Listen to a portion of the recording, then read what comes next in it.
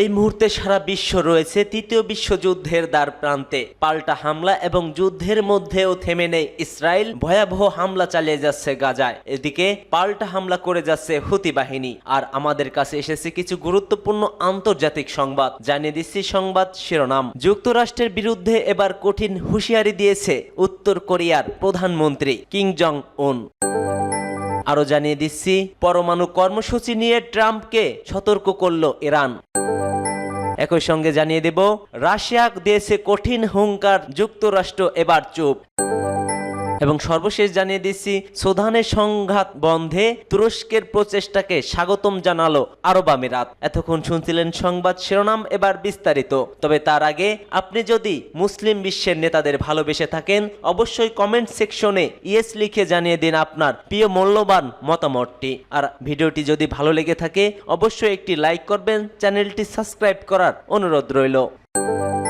যুক্তরাষ্ট্রের বিরুদ্ধে প্রতিরক্ষা কৌশল নির্ধারণে কঠোর হচ্ছে উত্তর কোরিয়া। কোরিয়ার ওয়ার্কস পার্টির কেন্দ্রীয় কমিটি এক অধিবেশনে মার্কিন যুক্তরাষ্ট্রের প্রতি অত্যন্ত কঠোর প্রতিক্রিয়া কৌশল ঘোষণা করেছে উত্তর কোরিয়া। রাষ্ট্রীয় গণমাধ্যম KCNN এর খবরে বলা হয়েছে 23-27 ডিসেম্বর অনুষ্ঠিত এক পূর্ণাঙ্গন অধিবেশনে বছরের রাজনৈতিক ফলাফলের সারাক্ষণ এবং পরবর্তী বছরের কাজের ক্ষেত্রগুলো নির্ধারণ করা হয়। এতে সভাপতিত্ব করেন উত্তর কোরিয়ার নেতা কিম জং উন। তিনি আরো বলেন মার্কিন যুক্তরাষ্ট্র সবচাইতে প্রতিক্রিয়াশালী রাষ্ট্র, যেটি কমিউনিজম বিরোধী একটি স্থানীয় রাষ্ট্রের নীতি হিসেবে দেখে। বর্তমান বাস্তবতা যেখানে মার্কিন যুক্তরাষ্ট্র, জাপান এবং দক্ষিণ কোরিয়ার মধ্যে একটি জোট একটি আগ্রাসী পারমাণবিক সামরিক ব্লক হিসেবে বিস্তৃত হয়েছে। উত্তর কোরিয়ার সর্বোচ্চ নেতা বলছেন মার্কিন যুক্তরাষ্ট্রের কমিউনিস্ট বিরোধী জোট আমাদের কাছে স্পষ্ট করে দেয় আমাদের কোনো দিকে যাওয়া উচিত কিনা, আমাদের কি করা উচিত এবং কিভাবে এটা করা উচিত। কিম দেশের প্রতিরক্ষা সক্ষমতা বৃদ্ধিতে উল্লেখযোগ্য অর্জন তুলে ধরেন। তার ভাষণটি একটি দূরদর্শী বৈশ্বিক নীতি অনুসারে দলের সুনির্দিষ্ট পরিকল্পনার দিকে ইঙ্গিত করে।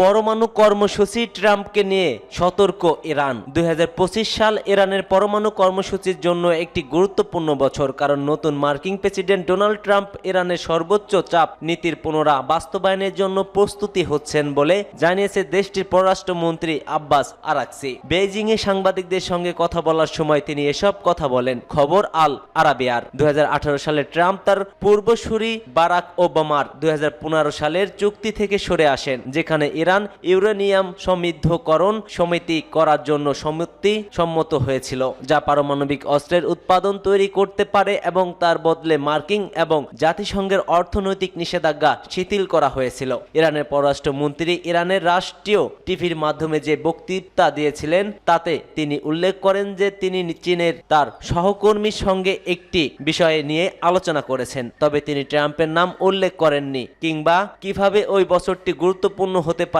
তা স্পষ্ট করেনি, যার নীতিতে এখন ইরান খুবই সতর্কতা অবলম্বন করছে ট্রাম্পের বিরুদ্ধে। যুক্তরাষ্ট্রকে কঠিন হুঁশিয়ারি দিয়েছে রাশিয়া। সম্ভাব্য পারমাণবিক পরীক্ষা নিয়ে যুক্তরাষ্ট্রকে হুঁশিয়ারি করল এবার রাশিয়া। রুশ উপপররাষ্ট্রমন্ত্রী সের্গেই রিয়াবকভ বলছেন মস্কো ও পারমাণবিক পরীক্ষা সম্ভাব্য পদক্ষেপের পুরো পরিসর বিবেচনা করছে। নবনির্বাচিত মার্কিন প্রেসিডেন্ট ডোনাল্ড ট্রাম্পকে উদ্দেশ্য করে এমন সতর্ক বার্তা দিয়েছেন তিনি। খবর রয়টার্সের।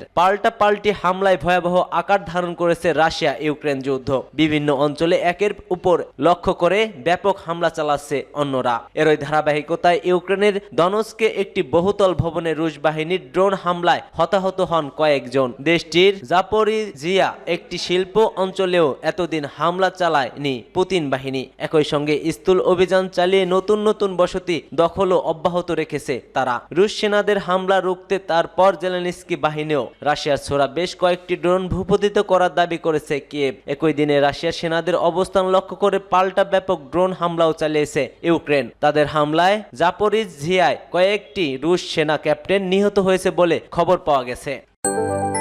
সুদানের সংঘাত বন্ধে তুরস্কের প্রচেষ্টাকে স্বাগতম জানালো আরব আমিরাত। যুদ্ধে বিধ্বস্ত সুদানের চলমান সংকটের সমাধান খুঁজে বের করার জন্য তুরস্কের কূটনৈতিক প্রচেষ্টাকে স্বাগতম জানিয়েছে সংযুক্ত আরব আমিরাত। এছাড়া এ বিষয়ে আকাঙ্ক্ষার সাথে সহযোগিতা ও সমন্বয় করার জন্য নিজেদের সমর্থন নিশ্চিত করেছেন। এক প্রতিবেদনে এ খবর দিয়েছে আনাদুলো এজেন্সি। আমিরাতের পররাষ্ট্র মন্ত্রণালয়ের এক বিবৃতিতে বলা হয়েছে, সংযুক্ত আরব আমিরাতের জন্য সুদানের চলমান সংকট সমাধানের জন্য ভ্রাতৃত্বর তুরস্কের কূটনৈতিক প্রচেষ্টাকে স্বাগতম জানায় তিনি। বিবৃতিতে বলা হয়, এই প্রচেষ্টা আন্তর্জাতিক আঞ্চলিক শান্তি ও স্থিতিশীলতা প্রচারে তুরস্কের অবিচল প্রতিশ্রুতি প্রতিফলিত করে এবং আন্তর্জাতিক সম্পর্ক জোরদারের অবদান রাখে।